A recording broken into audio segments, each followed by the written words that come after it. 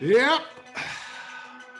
Since my PA is out sick, that bastard, I have to do the manual cueing of the intro music of a news flash. And welcome to great hour, hopefully an hour, of Danny K, your lovable host at SonicFlare. And as you may have noticed, I collected about 200 pages of highly detailed classified information on the topic that we're going to be discussing today as sort of a revival of a great show that actually, I think, in fact, it still is very close to, if not the most viewed video on my channel, which of course came about a year ago with the great introduction of my co-conspirator and all-around affable guru in the world of vinyl care, Steve Evans from Perfect Vinyl Forever. Steve, welcome to the show. Thank you, Danny. Thank you very much. And as much as I'm coaching you on record care and cleaning process, you've got to give me some coaching lessons on style, my friend, because you are looking dashing. Well, thank you very much. My lab coat got verschmutzt with some experimentation that I was working on. And the only thing I left in my drawer was this ragged old suit. And so I figured since I don't have my lab coat, I got to look presentable. And so hence, yeah, my cheap suit here. But thank you for noticing that. I appreciate that. Absence of lab coats decreases our credibility, but I think we'll muddle through. Agreed. I'm much more interested in the technology and the collective cumulative knowledge that one has acquired than whether or not he or she is wearing a lab coat. By the way, the very first time that I've seen people wearing lab coats at HiFi shows, I think was my first CES in 2000 at the Loricraft room. Does anyone remember Loricraft? They kind of, I guess, I don't know what happened to them. They faded into, they're not part of my 200-page super classified documents that I found hidden behind my Corvette in my garage as former vice president of the United States of America. Small little segue, comedy hour. Steve, it's been a year since we chatted last, and funny quite enough, a year it's been. Yeah. No kidding. What's been going on in your world? Give us a quick update. Just keeping on, doing the best work that we can, trying to spread the word of Perfect Vinyl Forever. The fact that we offer an option to people who want really, really great results from a record cleaning process without necessarily having to invest the capital and invest the time in doing it themselves. We've been to Expona in April of 2022, and we took a very different approach. It was our third time at Expona. And the first two times we were in the expo floor, we had our equipment there, we told our story. But for 2022, we're like, there's a better way to tell our story. And that really is about the outcomes. Because none of this makes any sense, Danny, unless there's really good outcomes at the end of the day. So we decided to display our outcomes in the form of having a nice system scaled properly for the room, by the way. So we didn't have, floor standing speakers in a small hotel room. We had some really nice Vandersteen bookshelf speakers powered by an audio research front end, running parallel, identical AMG turntables through a common Ref Phono 3 SE Phono preamp. Wow. We had everything dialed in to be as equal as you can possibly do. And then what we did is we had 70 titles of records ordered at the same time. So 70 titles. Wow. All genres. You went to town. We did go to town, but we had something to prove. So we wanted to make sure that we had a wide variety of music, things that people can relate to. Yeah, there's some really great, you know, audiophile approved demo music that showcases things, but you know what our primary outcome is, making people connect to their music more easily, quickly, with less artificial artifacts to get in the way. That's a pretty difficult outcome to achieve just by cleaning a record. Mhm. But what we did is we had a version of the record that we cleaned, a backup version that was cleaned with a 5-step process on a vacuum record cleaning machine, which represents what typically people do in their home today. And we played them back to back, and the response was overwhelmingly positive. Most people heard an immediate and could describe the difference in sound between the standard record version and the PVF archival 3.0 version. Yeah. And that was awesome. I mean, some people think you can see good sound with a $100,000 microscope. I think everybody's got the best instruments to determine whether or not their records really are being improved by cleaning. So it was great. We had a great time. Oh my God, it was exhausting though. What a weekend. I warned you. I warned you. I told you it's going to be a nut show. But it was great. Great response, great impact. Picked up a good number of new clients that have done repeat orders. So yeah, all upside. Fantastic. Fantastic. What about you? You're no longer on the same continent as I. Yes. I know. How amazing is that? The power of technology.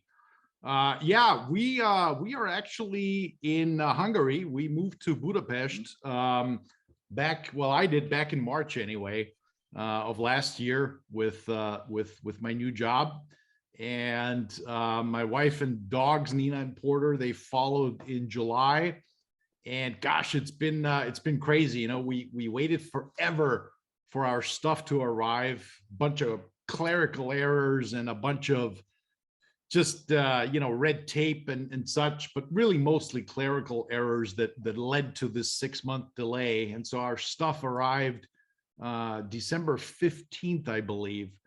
And we had them bring everything in and started unboxing, and then we kind of looked at each other, we're like, dude, sick and tired of this crap. Let's go back home. And so we went back to Maine, which is where my wife is from, and we went to San Diego and to LA to visit friends, and then the old neighborhood, which I miss dearly, as you can imagine. And so yeah, this last year has definitely been incredibly stressful, not only with just the news around, obviously infusing yourself into a culture that you're not familiar with, and a language that you don't speak.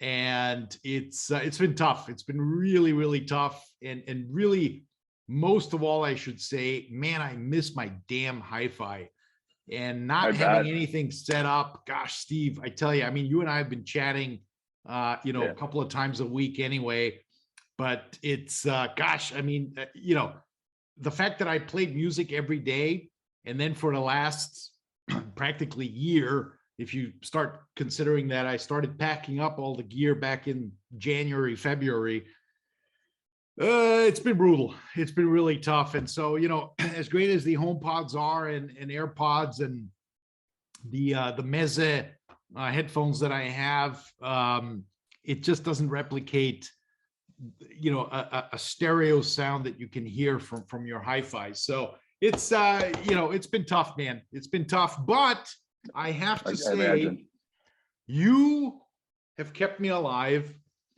with, how many boxes of records are we up to now? I've queued up, cleaned, and shipped. I think we're approaching 300, 350 records so far. My wife is like, dude, I don't want to see another record anymore. I bet.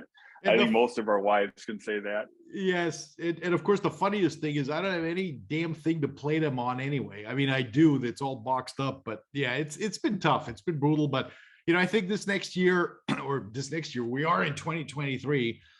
I'm Ron Burgundy. A few moments later. Sorry for that little All technical right. glitch. As I said, my PA, that little bastard, is out sick. And so I had to deal with all the manual hard labor. I felt like I was in a gulag. And so we're back. We're back. So why are we talking today? We're talking about Barbie dolls. What I find fascinating about Ken, particularly, sorry, wrong subject, Perfect Vinyl Forever. Yes. Look, I think what's interesting to note is we are here fundamentally because over the last couple of months, I started seeing, and we've been chatting about this back and forth anyway, we started seeing a massive influx of reviews on the hardware side with new products such as this Humming Guru that was launched that is, I think, to my knowledge, the least expensive way to get into ultrasonic record cleaning. And it's caused quite a buzz. All the usual vinyl channels are, of course, getting seeded with units. I'm presuming some of them are probably buying it, but I would venture to guess that many of these guys, particularly if you have a higher subscriber count than mine, reminder, please subscribe. I'm looking at the stats and, I'm kind of disappointed that many of you, in fact, 75% of you are not subscribed to this channel. Would you please subscribe and click that like, smash that like button like you mean it, as they say, so that this channel can grow and that I can continue wearing nice suits like I am today. And I can continue spending my money with Steve and his amazing, incredible company. That said, what strikes me as odd in watching all these videos, and I think you and I kind of touched upon this earlier, is I'm seeing a lot of people reviewing these units that actually have never cleaned records before. Or if they have, they've never cleaned records with an ultrasonic cleaner. And so I'm thinking to myself, okay, wait a second, like, great, you reviewed this unit, but like, what are you comparing it to? Right. Any thoughts on that? I mean, what's your, maybe you can even, add some stuff that you saw at Expona, since that was like the first time you actually had a chance to live connect with your audience, so to speak. I mean, what's your take on that? Because I think it is interesting, and it is. First of all, it's always good to declare your biases or your point of view. My point of view is, I think there's a wide spectrum for which people can, start cleaning their records to have better outcomes, better listening outcomes. And we'll talk about what their options are and what are you going to achieve with certain approaches, and what can you do if you take it further and further. My approach is not necessarily to sell our services, but it is to inform people, to help them make a better decision, whether they're buying a unit for home use or whether they're using my services or somebody else's. But it is really interesting. And I think there's room for a wide variety of opinions too. But let's make sure we're sharing opinions when they're facts, back them up. And when it comes to people who are trying record cleaning for the first time, it's not that their opinions aren't valuable, but what are they referencing? What's their point of reference? It's like getting new tires on your car and then posting a review on some tire rack or something like that. Every time you put new tires, replace old tires with new tires, they're going to feel great, and the difference is going to be amazing. Absolutely. Compared to what you've only had 2 or 3 pairs of tires on any given car. And that's kind of what. Sorry, and frankly, I mean, I think it kind of goes into my sort of I guess just it's part of a broader conversation, but I'm seeing so many YouTube channels popping up left and right. I mean, it's like everybody wants their 2 minutes of fame and glory, myself included.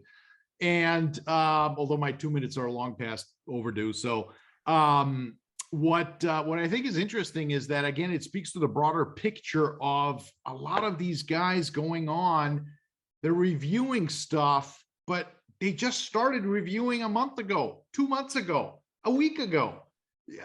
You only reviewed new records. You only reviewed reissues. You know, how do you know what the original sounds like if you've never heard it? How do you know what the reissue is going to compare to if you've never heard any other version of it? So it's kind of like the same motif and the same sort of baggage, as I call it, that I see more and more of, unfortunately, with just, again, everybody is on YouTube now. And I think we're overloaded with stuff. And, you know, of course, you turn into a YouTube channel and everybody's an expert, right? And everybody knows everything. And, you know, I think there's obviously valid validity behind the fact that, you know, people, that there are knowledgeable people in the industry, without a doubt, right? Yourself included. And my background personally on it really comes from the experience of having cleaned vinyl records for the last 20 years, starting when I started collecting vinyl in the early 2000s, 2001, 2002, and gradually learning about the processes involved and having used all kinds of solutions, magic potions, and, you know, who knows what else. And then really coming to the conclusion that, hey, wait a second, there is something to be said about ultrasonic cleaning. And then obviously it all really kind of culminated, from my point of view, with meeting you and just the enormous wealth of knowledge that you have.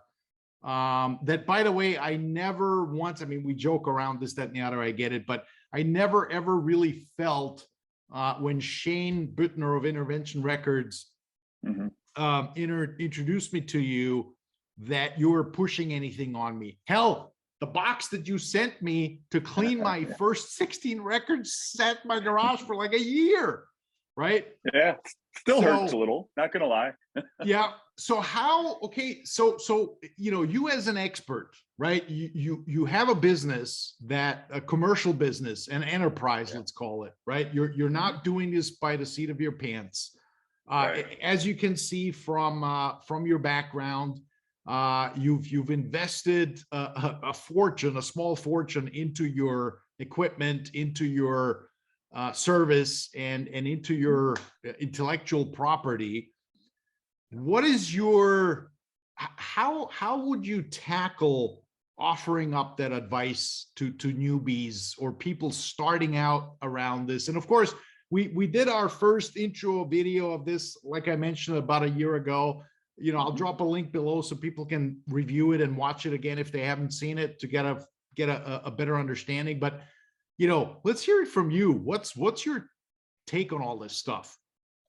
Well, let's just first of all reset, because a lot of the people who are dispelling advice have either a limited point of view from a comparison standpoint, or they're kind of tied to a single source of information, or, you know, they've got certain experiences, not a real broad set of them. So I think it's helpful, instead of just throwing out, you know, these binary statements like, do this, don't do that. Why don't we just start? Take down the video, you're confusing people. Right. I mean, the biggest trick here, and I'll hop into this in just a second. The biggest trick here is to try and break through a lot of the half-truths and information that's used to sell a product, whether it's a capital investment, like a substantial capital investment, like a record cleaning machine, which aren't inexpensive, or whether it's a recurring cost, like fluids and potions and brushes and things of that nature. So there, a lot of folklore gets generated over time. And when you run a service company, your approach has to be different. I have to earn the right to do the next order with the client with every single order I ship back to them. So based on that, you know, we should probably now start resetting the conversation. First of all, should everyone clean their records? And it Mhm. might surprise people for me to say, no, you shouldn't. Not everybody should clean their records. There's a couple of reasons. I know, blasphemy, right? I just absolutely destroyed the growth of my company. Especially people that buy records that don't even have a record player. So interesting, these topics that float around the record verse, specifically on social media. You know, that's another hot one right now. There's some study that says 50% of people who started buying records in this current new wave of vinyl don't even have a turntable. I don't know how valid that is, but Right. it brings up a good point. Yeah. What kind of record buyer / owner are you? Right. And I've been able to break this down based on my conversations with people into 3 categories: the hunter, the gatherer, and the listener.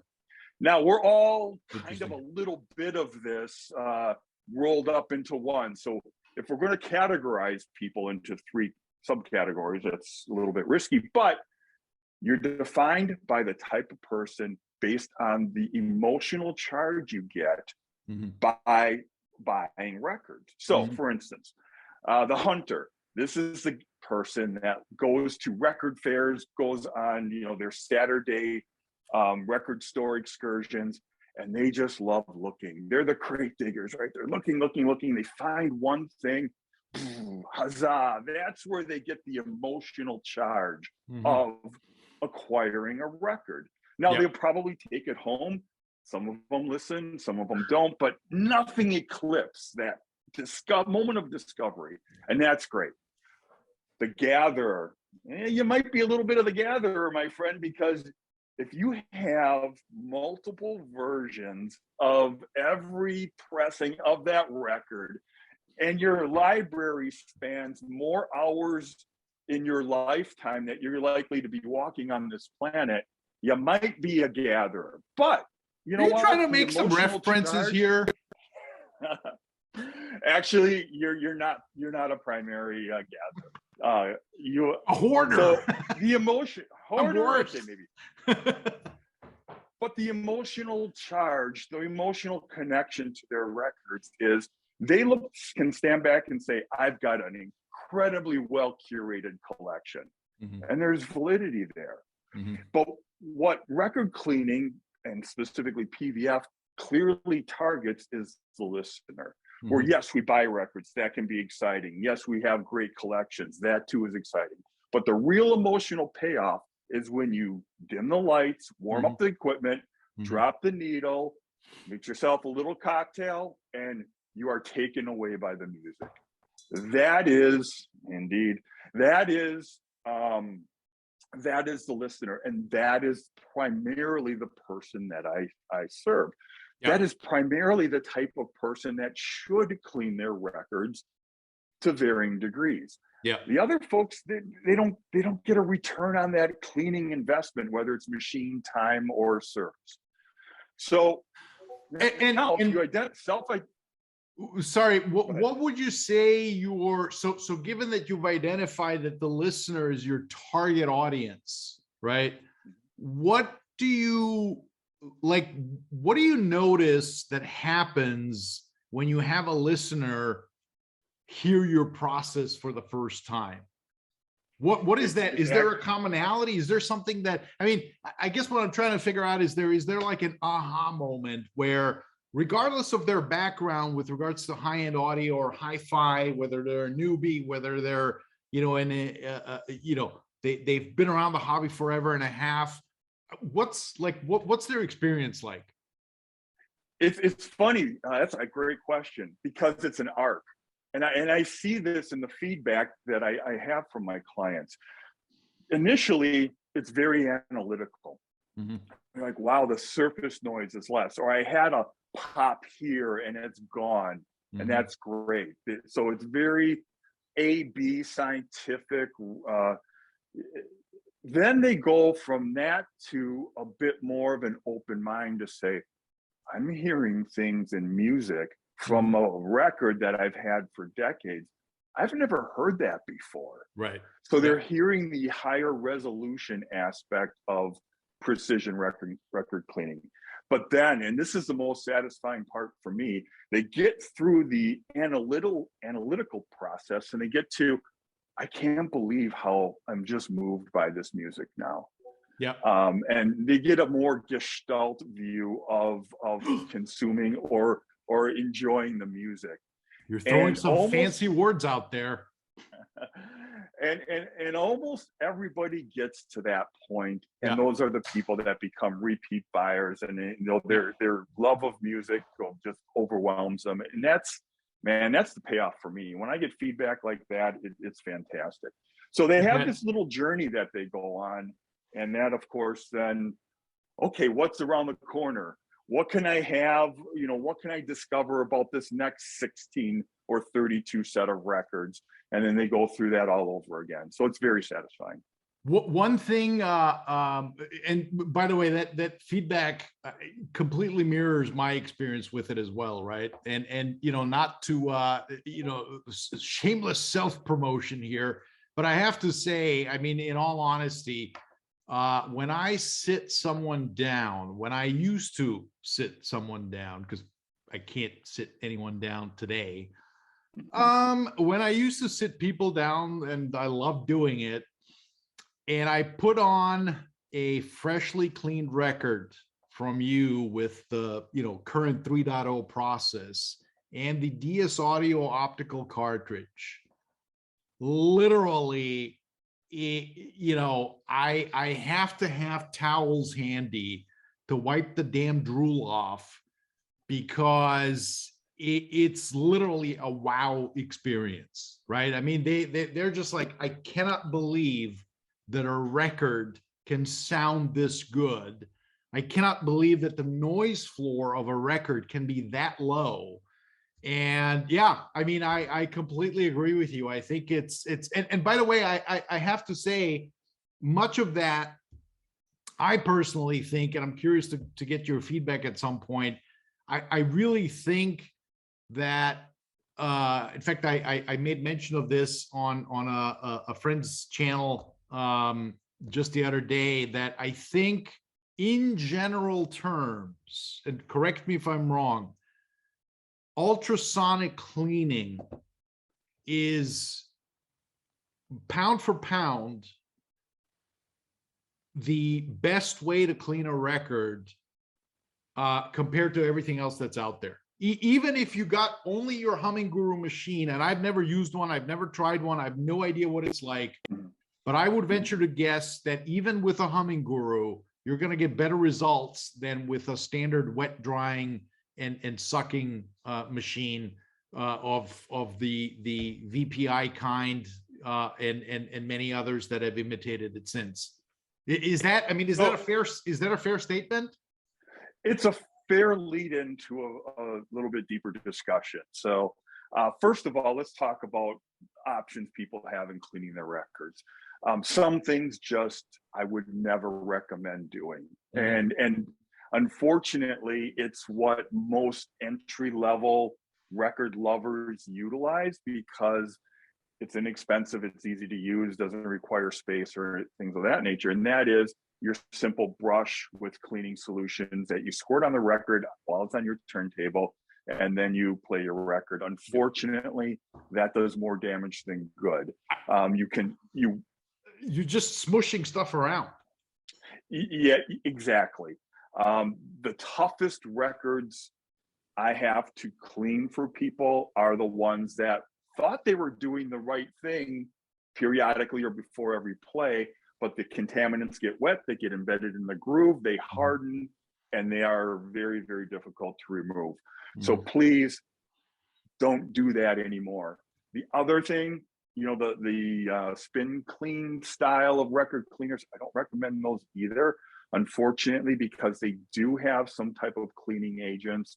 And when you clean them with that manual process, which isn't a bad thing, they leave a film or a residue. They look clean, they look glossy, but that's actually an impediment to the sound that's on the record itself.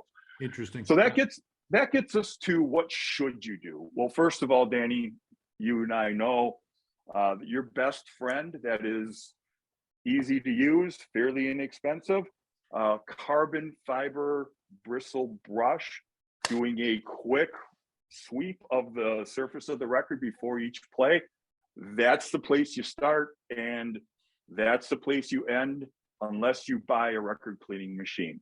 So Yep. I've got the Audio Quest with the conductive pads that helps decrease surface static a little bit, but it does a great job of getting, you know, some of that topical dust off your records before each play. You've got a beautiful record brush in your hands. I was there. just going to say, your lovable host, Danny K. You know, I mean, look, I've used those Audio Quest, you know, $14 cleaning, brushing brushes. There's a new term. Just as much as anyone else has, but I discovered a couple of years ago, my good friend Rangel Vasev from Ramar, Berlin. Can we see this? Is the camera? Ah, there we go. It's almost zoomed. Yeah, it's beautiful. Yeah. And so, I mean, he's got them now. This is wood, real wood. He's got them out of metal now, and all kinds of, you should check out. I'll drop a link below, but they're expensive. I'll, you know, caveat, of course. I kind of look at this as a one-time purchase for the rest of your life. It's like a one-time investment. But his goat hair brush, which is really very comfortable for shaving and for just, you know, emulsifying your skin. Just kidding. Plus, I have to say, what's really neat is, you know, it comes with a little stylus brush as well. And check it out. I mean, this is the best part. It's all magnetic. He is my favorite guy because, I mean, is there a more satisfying sound than hearing this? I mean, I love it. Anyway, digress. I agree. A record brush should be part of any serious or semi-serious collector, or really anyone who's buying a record. It's almost like if you buy a record, you should buy that, you know, Audio Quest brush, because it's the bare minimum of what you should use. So getting back to now, let's go into a vacuum-based record cleaning machine and ultrasonic, and you know, what do each one of them bring to the table? They actually both bring benefits to a record cleaning process. Okay. So one thing the folks in the audience should start to understand is, if you have a single step process in cleaning your records, there are going to be some compromises. So the more you develop a good process at home, the better your results would be. So in a good process, a vacuum-based record cleaning machine with a good detergent and a really thorough rinse is good at reducing surface noise. Because you're able to soften the contaminants. You use the brush not really to get into the grooves specifically, but to use it as an agitator. So you want a foaming type record cleaning solution, and Alconix is something that's recommended, and it works very well. But you know, detergent cleaning, Tergigalls, other cleaning solutions like that work pretty well. I know. I heard the oil industry is using Tergitol. I mean, goodness gracious, what's the world coming to? Well, here's the kicker. If you drink it, you're not going to feel good. So don't do that either. I know. Gotcha. So Top it's not, tip. Got it. I thought audiophiles love it when, like, you know, aerospace aluminum as opposed to what, school bus aluminum. I mean, you know, so I would think that the oil industry using Tergitol is a good thing, but I guess it's not. I don't know. Maybe because it's the oil industry. It's really, which of course it's funny, because if it weren't for the oil industry, there'd be no vinyl in first place. But you know, we digress. Anyway, we do digress. So doing a really thorough job with a vacuum-based unit machine, it works well. I use it as part of our disaster recovery services. Again, because we're a service, I can invest heavily in the process, the equipment, and the time that we dedicate to each record. Our disaster recovery service, we take one of these stacks of records and we soak them in a vat, like you can almost see here, for 6 to 12 hours with, you know, some detergents in there. And what that does is that really gives time to loosen up the contaminants. Mm. Then we put them one by one on a vacuum record cleaning machine, agitate, rinse, agitate again with a different cleaning solution, Yep. rinse, rinse, and then they go into our archival 3.0 or now 3.1 process. I have to say, first of all, congratulations on the 3.1 process. I guess I'm going to have to send you all my records again. Duh. Just kidding. I will say this, and you started doing this a couple of months ago. Mm-hmm.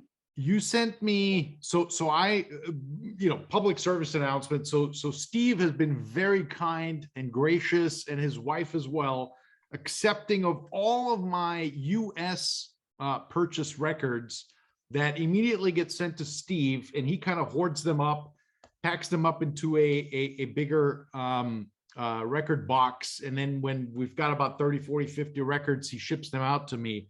Long story short, I sent you, and this was truly fascinating. I sent you that literally, I think I bought it the week before Pharaoh Sanders passed away, and prices shot up through the roof. I sent you that Thembi record. Yeah.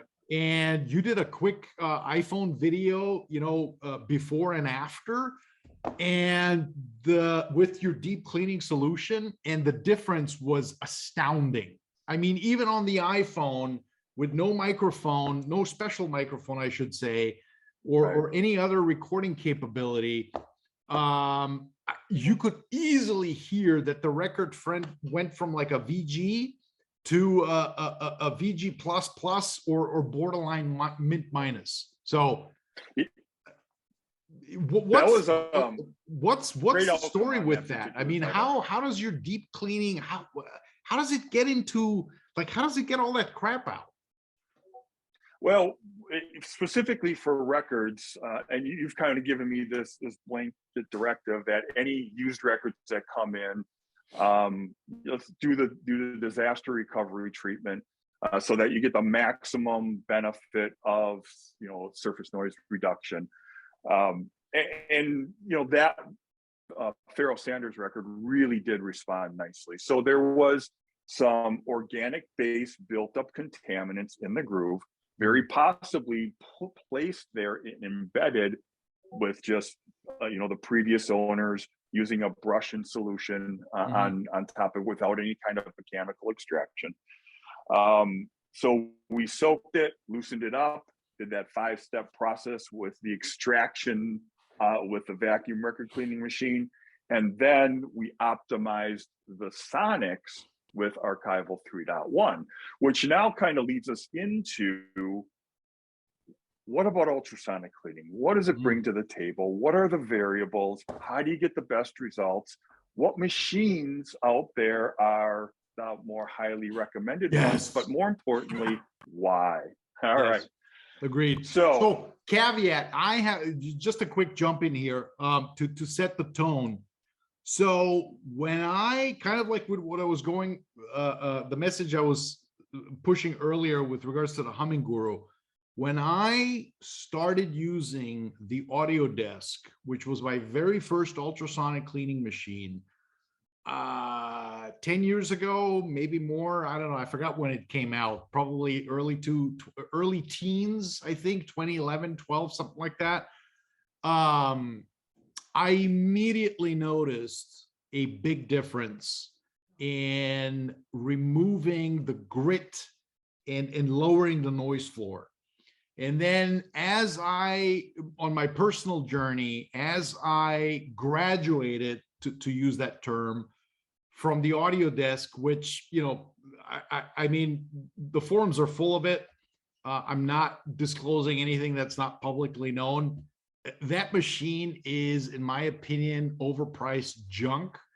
I had mine replaced 3 times. And on the 4th time, I simply asked, hey, can you give me the refund fee or whatever the replacement fee was on top of the price that I had to pay? And I'm just going to get the KL Audio. Claudio, as people refer to it, although I think KL Audio sounds a lot better. But anyway, so that was my go-to machine, and I use that In fact, I sold it just before when we left. And I could, again, even from the audio desk, which was already using ultrasonics, going to the KL audio was a dramatic improvement, and then culminating in your stuff and listening to your records coming back, and they were yet again better than the KL audio. So you clearly figured out some kind of a magic formula that I'd love to hear about, and I'm sure people watching would love to know about. It's magic formula. That's flattering, but it's hardly accurate. It's just, again, it's taking a process mentality, and process is important because if you do one step, not every step is all upside. A lot of times there's a downside. So the subsequent step should be designed to offset any kind of downside to the previous step. And that's how Archival 3.1 has turned into an 8-step process. So you send a record to me for $8. It goes through a 50-minute 8-step process. Now, as you can see in our carriers, we do 8 records at a time. Yeah. We are able to completely submerge the records because on every one of our, grab one here, every one of our spacers, we have O-rings that seal on the dead wax, and they seal thoroughly. I've soaked records in extreme cases for several weeks. The labels are protected, everything's fine. So we do them in batches of 8. We take them through the process. And I talked a little bit about the optional disaster recovery process where we soak and then use the vacuum machine. Yeah. When we start on the Archival 3.1 process, we soak the records again in a cleaning solution. Here, let me see if I can line up my hand. There you go, in this tank right there. We soak them for another 10 minutes in a cleaning solution that's designed to reduce surface noise. Okay. Then we rinse them here in ultra pure lab grade water. And then we soak them again in a different solution that's designed to prep them for the best results when it comes to ultrasonic cleaning. From there, we rinse them once again, and we put them in our ultrasonic record cleaning bath, which is operates at 135 kilohertz and has a 5-gallon sump associated with it. So when you're doing commercial volumes of record cleaning, every time we clean and put new solutions into our process, 50 gallons of purified water in cleaning solutions. But it's worth it. It really helps get us to those outcomes that you appreciate, Danny. I guess, go ahead. Sorry, finish your step. Yeah. So we run them for 6 minutes in the ultrasonic record cleaning machine, 10 minutes overall. Then we rinse them because we have detergents, brace yourself, detergents and surfactants, and even a little bit of alcohol. I know. Surfactants, right? Oh my God, he's using surfactants. I thought you're not supposed to use surfactants. Well, we must, and I will explain that in a moment. So I rinse them, which is an important step. Then we put them in our ultrasonic rinsing step, which operates at 220 kilohertz. And that's, again, it's another 10-minute overall, 6-minute active ultrasonic cleaning step. Then we put them into our triple filtered drying machine. And then we take them out, we put them in a brand new sleeve with the state of service sticker, and we ship them back to the client. So that's an overall what we do. But you can see that every single step is designed to contribute and offset any preceding step until you get to the ultrasonic rinse and dry, and then ultimately drying the records. So a couple of things I'm noticing. One, you clearly didn't think up this process overnight. Two, You invested clearly a boatload of money into this.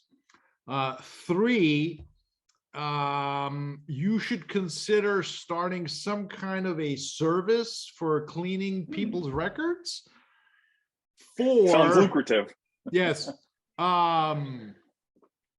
It seems that, and this is, I think, kind of interesting, and I'd love to hear more about it. The ultrasonic step doesn't even start until you've done several other pre-wash steps before you even get to the ultrasonics. Exactly. Which yeah, is sort of, it's like, wow. I mean, I guess I had no idea that that the process, the pre-treatment process, is so involving, so that even before you get to the ultrasonics, I guess it's like the ultrasonics then remove the final grit that's in there, or I mean, how did you come up with all this? Well, this is where we got to take a step backwards, because to have a good process, and yes, I did take things to the, way beyond to the extremes that a normal sane person wouldn't do for cleaning their own record collection. I know. So first we have to define what our desired outcomes are and what do we need to achieve to get to those outcomes. Mm-hmm. And with ultrasonic cleaning, I mentioned vacuum-based record cleaning is good at reducing surface noise. So then why do you need ultrasonic cleaning?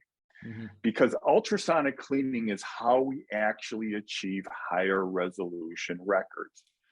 And I really try to avoid speaking in terms of hyperbole because it does nobody any good.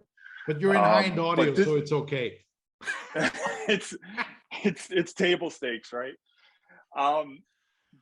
Beneath every record that's pressed, every vinyl record that's been pressed since 1948, there is higher resolution information in the groove itself. Agreed. And there's only 2 good ways of removing it. One would be a chemical way of removing that surface residue, or actually it's a built-up layer of the plasticizers that are necessary to add to PVC so that you can mold a record with all the fine details in it. So you can use fluorocarbons, freon type agents to wash the record and remove the plasticizer residue. But that, of course, is environmentally hazardous. So that's not an accepted practice. Or you can use cavitation-based ultrasonic cleaning. Okay. And that is very effective.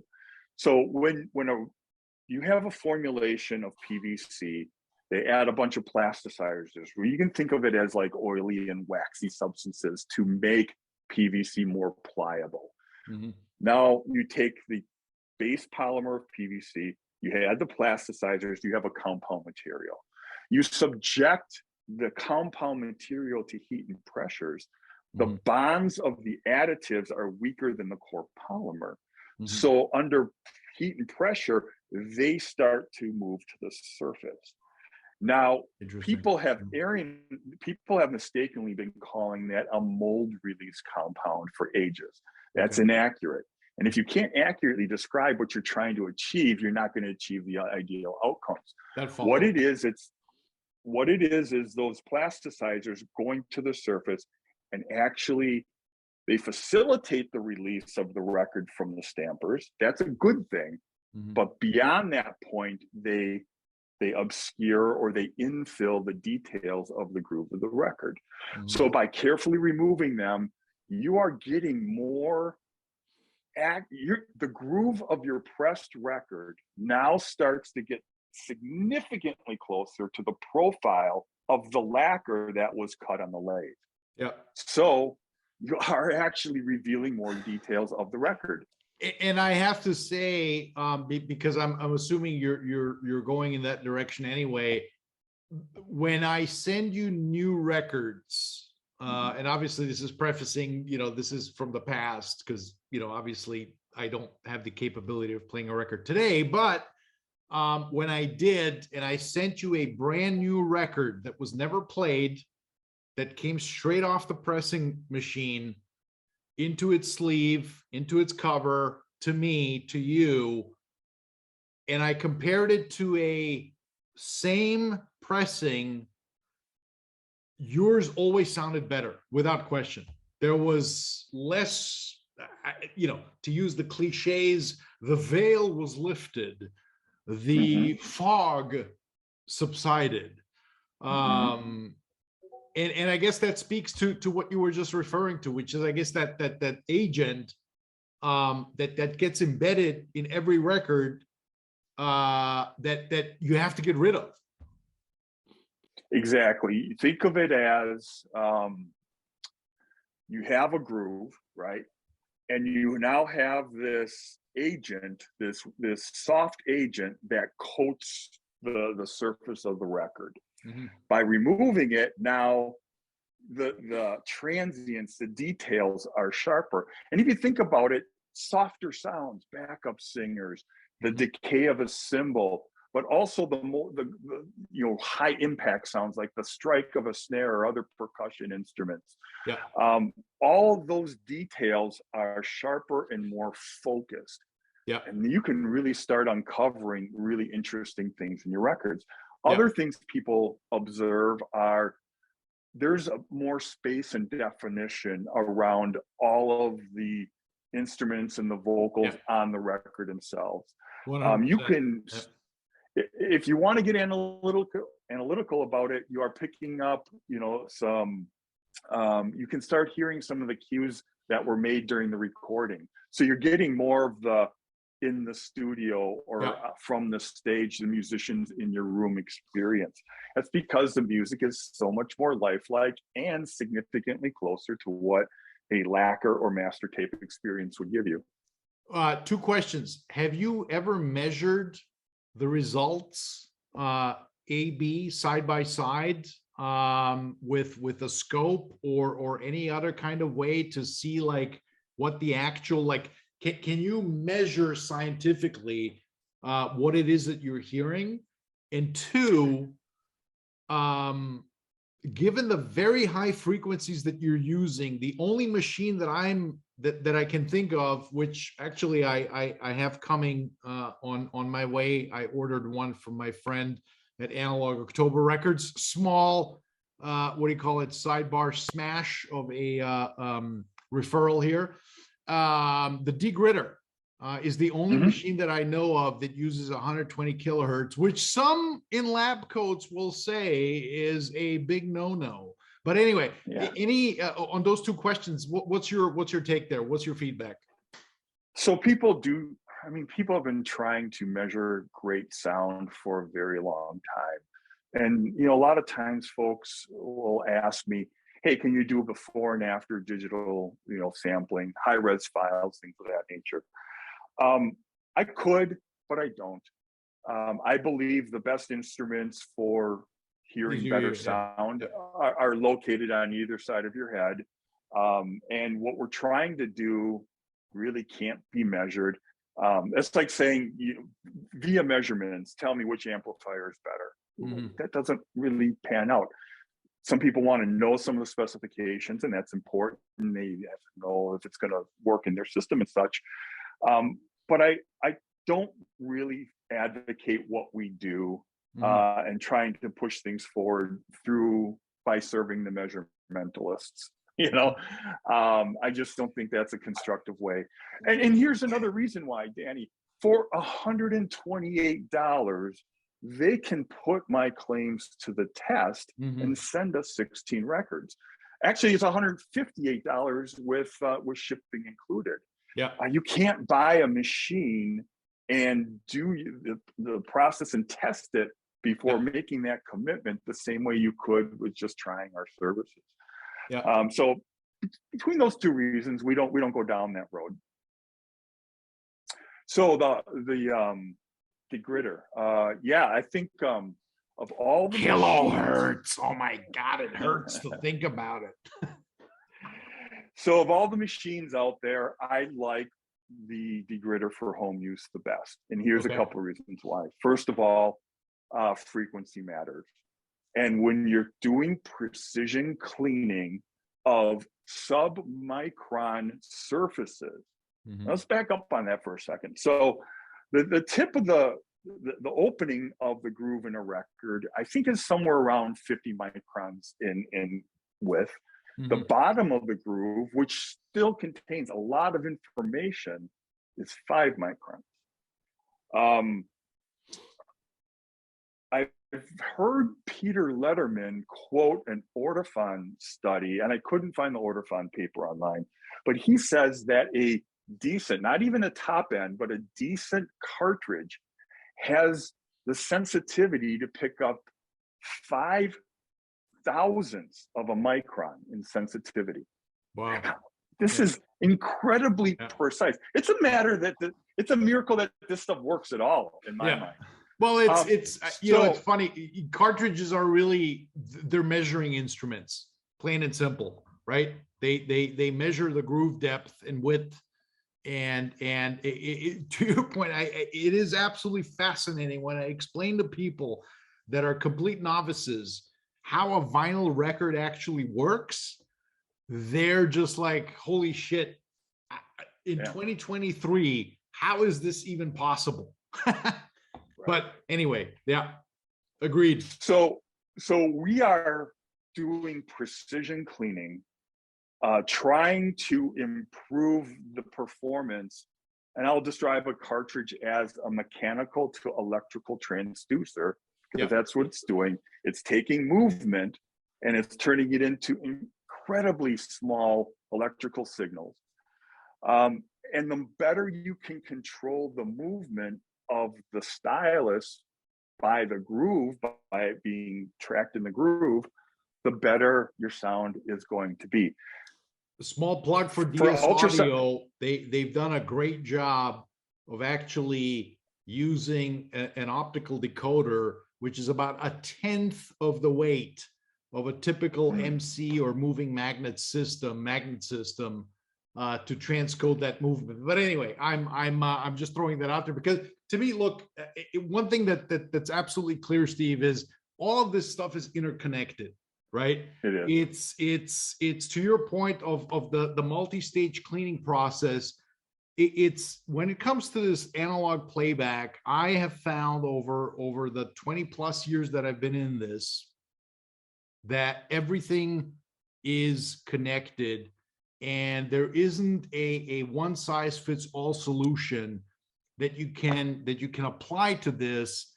And kind of going back to our reviewers of the Humming Guru and whatever else they've been, degritters and whatever else they've reviewed, it all comes down to me as, hey, this is the magic potion. And I'm like, not really. It's part of the magic potion.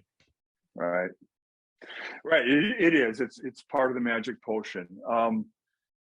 With frequency, the higher the frequency, the finer the cavitation cleaning, physical cleaning you'll achieve as you're cleaning your records. I mean, think about it. I'm trying to figure out how to back up and kind of jump into this. The way ultrasonic cleaning works is you have two components. You have the generator, and right here I've got my generators, and they connect to transducers that are on the bottom of the tank. Those transducers are, the relationship between the two is almost identical to the amplifier and the transducers, the drivers of your speaker. The only difference is the speakers are designed out of necessity to be multi-frequency. So they reproduce a frequency range, whereas the transducers in an ultrasonic machine are designed to be fixed frequency and at a frequency.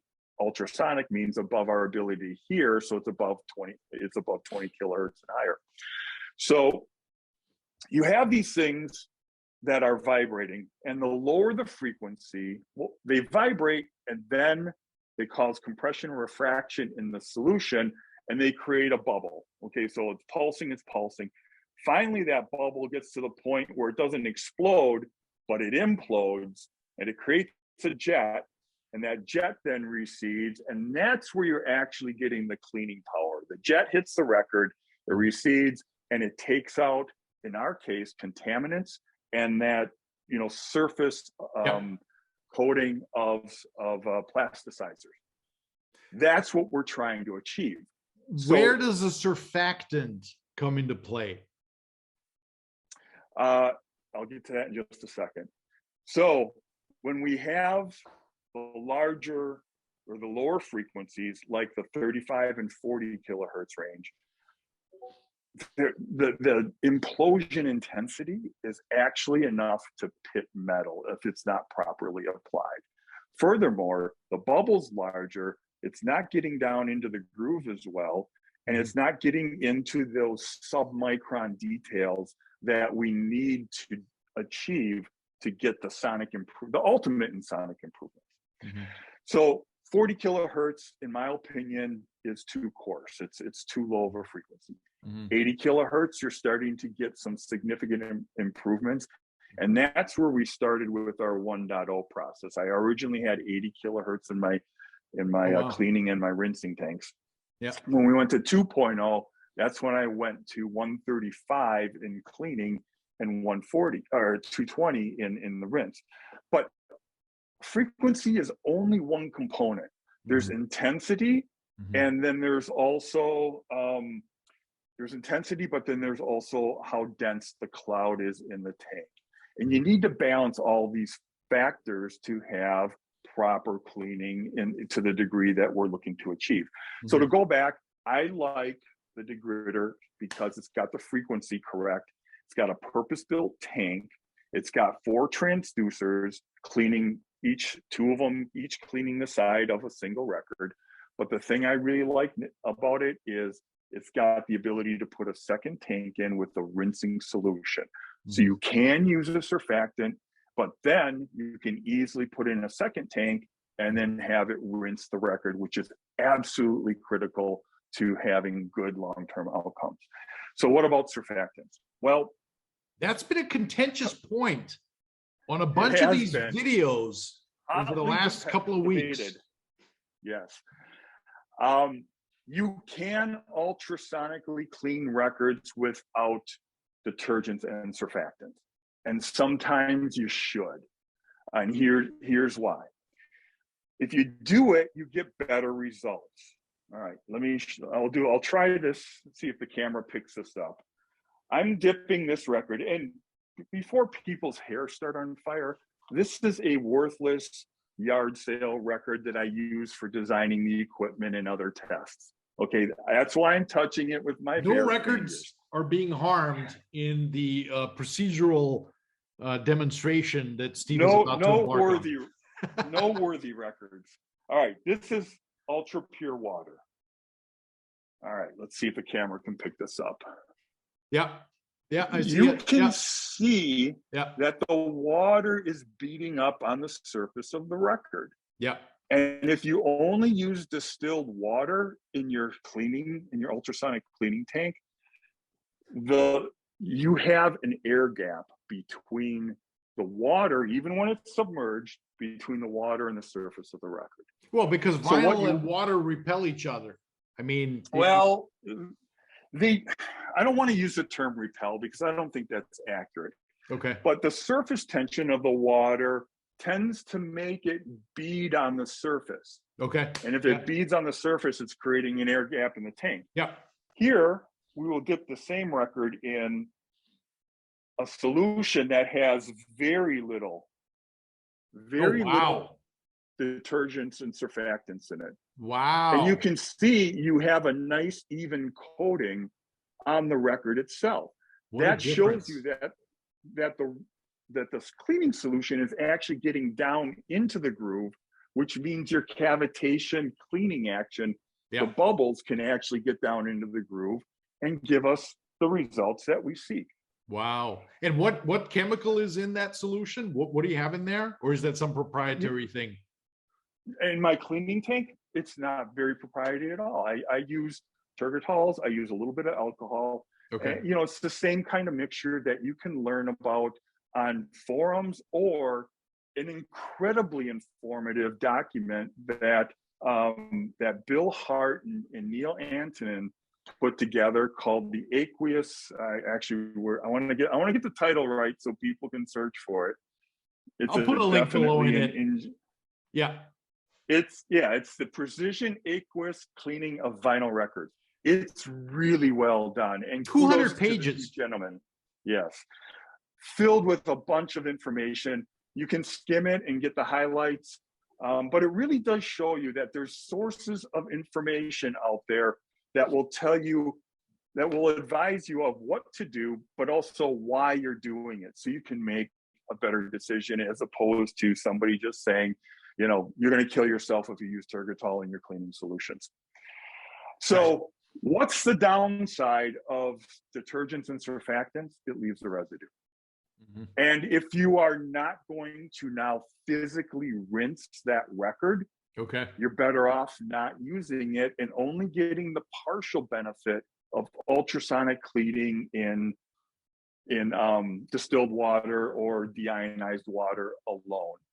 Okay. So at home, how would you achieve that? Well, the degritter is cool because it's got 2 tanks. You can swap the tanks, run the cycle again, and you're getting really effective record cleaning that way. Mm-hmm. Ideally, you would have 2 ultrasonic machines. You know, have one dedicated to cleaning, have one dedicated to rinsing, kind of like what I did with my own system. This is an expensive video, Steve. You just cost me another degritter, it seems, but I'm going to have to convince my wife to approve the PO for that, which is probably going to be a little difficult to do. Right. Another option is to go back to a vacuum record cleaner machine. Mm-hmm. So take it out of your degritter, try to do it immediately so that none of the cleaners dry on the record itself. Okay. Go to get some very purified water, rinse, vacuum, and you'll get really good results. Interesting. So interesting. Okay. There is the not so short explanation on why you should use detergents and surfactants, and then what to do if you should decide to do so. As far as the safety is concerned, look, let's be realistic. The concentration of what we're using in our record cleaning baths, it's really low. Same thing if you add a little bit of alcohol. All of these things are well below thresholds of, you know, physical danger or danger to your record. Look, dude, I get it. I mean, the fact that you even have to bring that up is absolutely redonkulous to me. Kids, don't drink this at home. Don't use it for eye drops. Don't perform any injections. And just use it to clean records. All right, you'll be fine. You'll be fine. It's not that much different than the dish detergents you use to wash your dishes every day that you soak your hands in. You know, it's a little bit overwrought. Use common sense. If you're really worried about it, get the material safety data sheets and read it. Then you'll understand the proper application of it. But if you're cleaning a couple of, let's say you're a heavy user, you're cleaning a couple dozen records a week. I don't know, well ventilated area, you know, don't huff it as the ultrasonics are running, and you're going to be fine. Before we get to, again, a shameless self-promotion here. If you join the Discord SonicFlare channel, you will actually have access to Steve's incredible wealth of knowledge, because we created a channel just for Perfect Vinyl Forever. And so there's been a couple of questions that we'll get to in just a minute to close out the segment. But before I get to that, one last question, Steve. In the process of you working through your PVF intellectual property, what has been the biggest discovery in your process?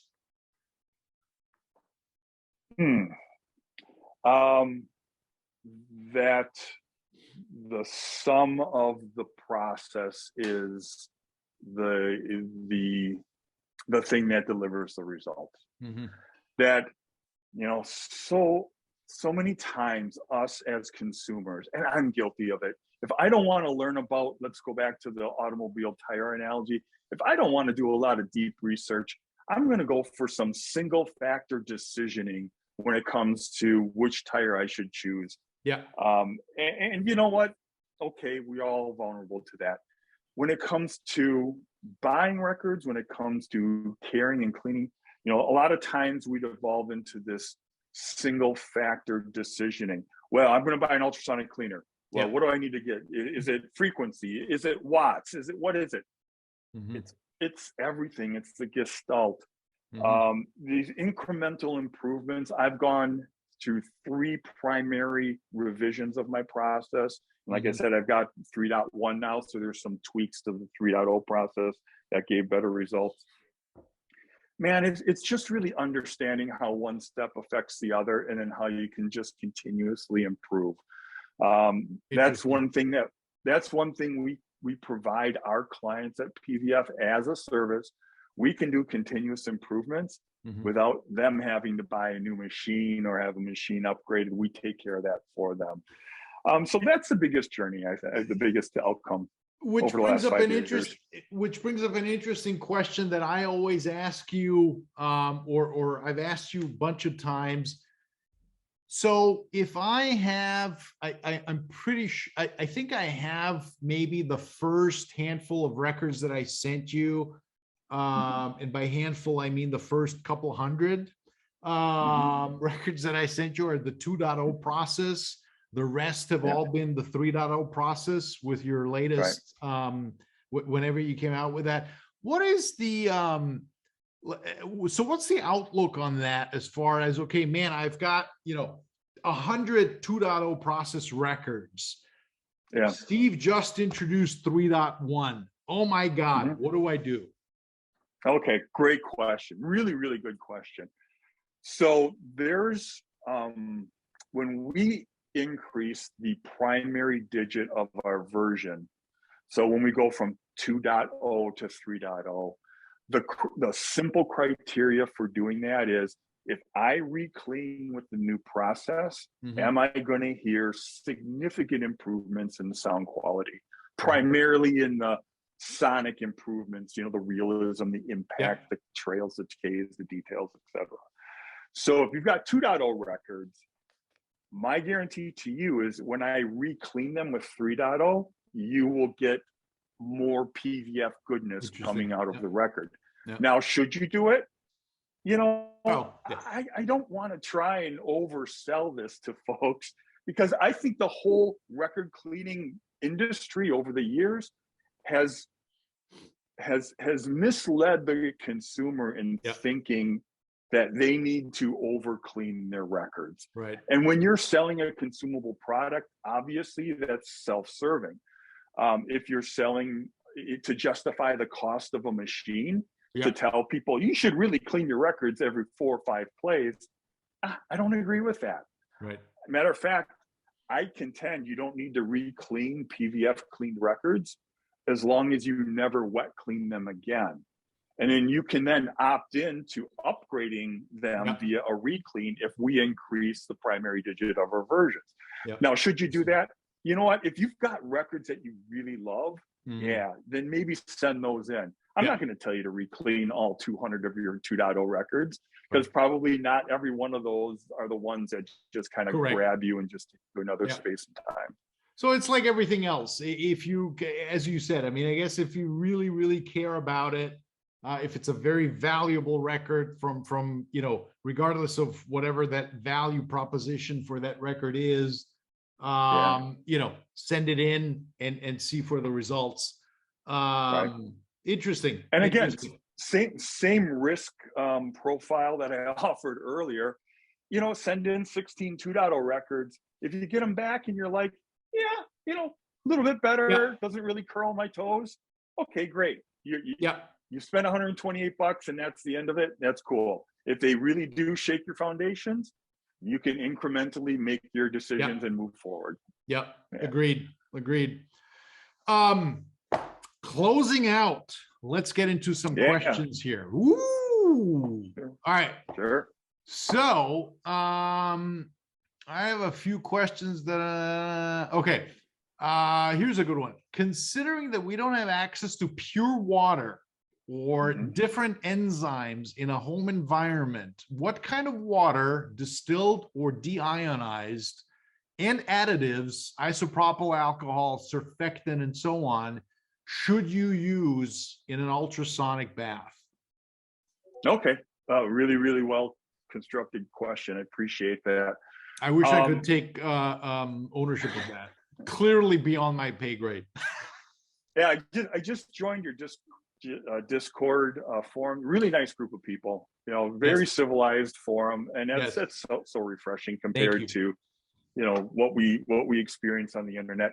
Let's talk about water. We tolerate everyone's opinion as long as it's shared by me. Yeah, perfect, right? Just kidding. Let's talk about water quality. Absolutely, without question, the more pure water the more purified your water is, the better your results are going to be, especially if you have higher frequency ultrasonic cleaning. All right, this really applies during the rinsing step. Distilled water removes most of the minerals that you have, but it's still, from a lab perspective, not incredibly pure, but you can use it and get pretty good results. I always encourage people to step up as much as possible, and that means going to deionized water. Now, you can get deionized filters for your home that will make fairly small quantities of water, which is all you'll really need. But what I do recommend doing is getting a good quality water purity meter. This little guy, the company is OHAAS, OHAAUS. The model is ST20CA. This is only about $60. It's not a big investment, but you can now measure the purity of your water in microsiemens and get a good understanding. Okay, this bottled water is this pure. This distilled water is this pure. Interesting. I bought some filters online, spent a couple $100 to do so, but now I have small quantities of DI water and I can monitor this. We'll put a link below, because that's actually great to know. I'm going to check that out. Interesting. Wow. Yeah. So we've upgraded, for monitoring my water purification process. I've got a $400 unit that's very low range, because I'm down into the, to the 0.1, 0.01, 0.1, 0.2 microsiemens. So it does actually classify as ultra-pure water. Wow, interesting. Microsiemens. So you can measure water purity through resistivity or conductivity. I was just thinking. I'm sorry, I was digressing here. I was just thinking of a hilarious Sean Connery impersonation and Ron Burgundy on Saturday Night Live, how Sean Connery would have misconstrued the microsiemen. Anyway, like during the Jeopardy bit. Yeah, that's right. Celebrity Jeopardy, Sean Connery, the microsiemen. So, as far as additives, yes, I banged your mother as a seaman. Getting back to the questions. As far as additives, it's really easy to determine what's safe for PVC.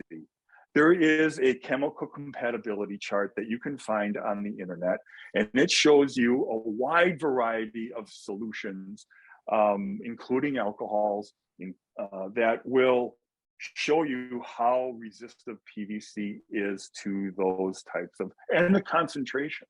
PVC is 100% impervious to isopropyl and also ethanol alcohols, up to like a 20% concentration. Most of us who are using home brew type cleaning solutions, we're not anywhere close to 20%. You don't need to be. You're using it because it acts in itself a bit as a wetting agent, but it also helps break down some of the oils that you'll find on our record. Yeah. So again, look outside of the audiophile world. When I was developing our ultrasonic technology, I was consulting with medical equipment and semiconductor manufacturers to find out what their best practices were for precision cleaning. That's why I landed on the frequencies that I did, because Wow. that's what they do. You're cleaning medical instruments. That's life and death, man. That's not just records. Yeah. So look outside of our industry to align some of the facts. Again, that paper that Neil Antonin authored, the aqueous precision cleaning of records, really good information in there as far as what kind of chemicals, how you would calculate, how much do you add, and why would you use one chemical cleaning agent over another. Really good information there too. Wow. What great question, and probably an incredibly correlating answer to that.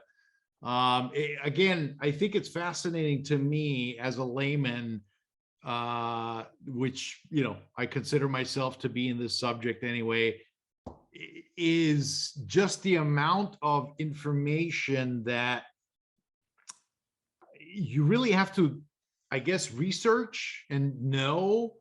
And to your point, you spoke to experts in the medical field, et cetera, to get this wealth of knowledge that you have that, look, I'm never going to do that myself, right? I mean, again, no. I think it kind of goes back to your comment earlier of, we need to have like a baseline knowledge level that we can refer to on matters like this, because there's just so much stuff out there that's bunko and nonsense. And anyway, good stuff.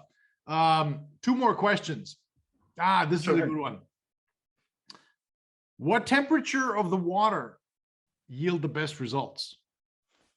Oh yeah, that is good. So for ultrasonic cleaning, as we know, our because these are, again, this is a junk record, people, so don't go turning flipping dumpsters. Don't go ape shit. We know, because these things are very thin, very flexible, they are very susceptible to heat. And we should do a whole segment on warping of records and how you fix them. We should do that as a follow-up. But because you've done that for me as well, which, again, yes, we'll do that. Maybe that's the next segment. Yeah. Sure. These are very susceptible to warp damage due to exposure of heat. Mm-hmm. So when you look at ultrasonic cleaning, the recommended temperature for the bath is, higher. It's like 160, 170, 180 degrees. Honestly, that's way, way too warm for your records. Now, if you think about it, most record cleaning machines have the records partially submerged vertically, so that 1/3 of the record is being warmed, and the other 2/3 of the record are exposed to ambient temperature.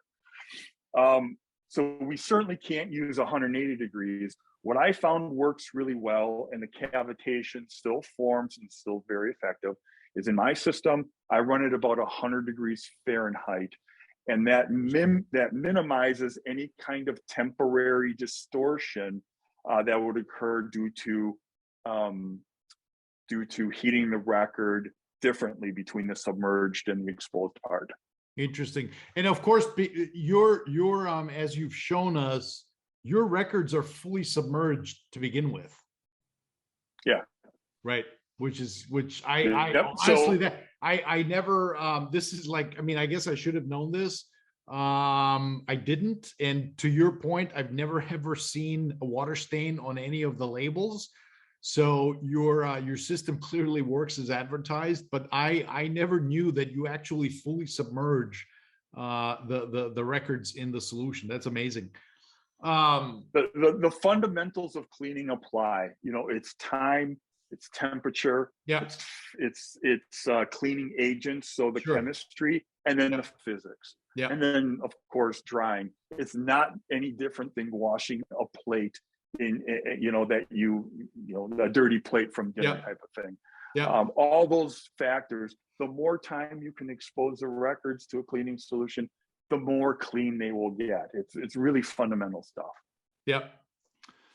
One last question. Let's pick a good one. It's a celebrity Jeopardy here. Let's see, going for 100. Because actually, funny enough, I actually just watched a video by the great Charles Kermis.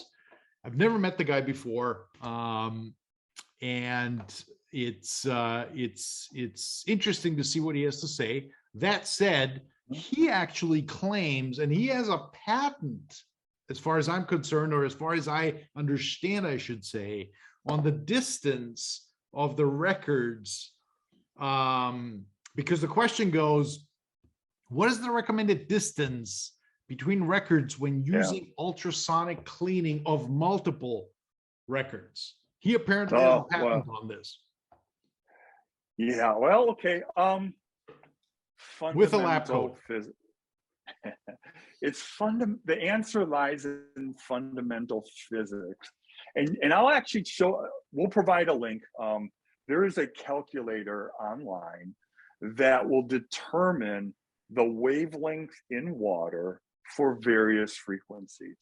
Okay, so wow, okay, 40 kilohertz, Kermis's unit is 35 kilohertz. A lot of other Kale Audio, Humming Guru, a lot of the ultrasonic cleaning machines that people will buy and then put an attachment on to rotate records, 40 kilohertz. The 40 kilohertz in water at a certain temperature, I think 40 degrees Celsius, is roughly 1.5 inches. Mm-hmm. Therefore, for the compression and refraction waves to create effective cavitation, you should have the records 1.5 inches apart. Oh my God, how? Right. Wow. There's no mystery here. Interesting. I gotta call someone at the patent office and get the skinny on that. So to figure out what that distance is for other frequencies, it's fairly linear. So 80 kilohertz, 70, it's 3/4 of an inch, you know, and then you keep on going higher and higher. Sure. In 120 kilohertz, it's 1/4 of an inch, you know. So again, and you know what, those distances decrease when you have a wetting agent in your solution, and they also change based on temperature, but it's fundamental, easy math. We'll put a link to the calculator. People can do their own research. Yeah, but it's a great question. We run ours at 1 inch, even though at 135 kilohertz, it's much less than 1 inch. But we want to have a certain margin of error in our racks. You know, so many people will take these half truths to position their solution in the marketplace. And unfortunately, due to half truths, quasi science, and innuendo, it creates all this confusion that, my gosh, it's endless in how the amount of effort it takes to undo these types of things. You know, another related question I've heard is, what about the revolution time in the bath? You know, does that make a difference? Yes. So it does.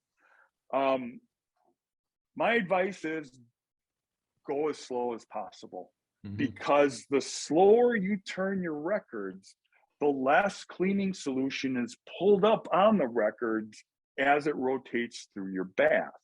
So as I mentioned earlier, we do a 10-minute cycle with our ultrasonics, but only 6 of it is actual ultrasonic cleaning. We do 1 revolution during that 6-minute cycle, because I built the speed controller for the rotator and all this other stuff.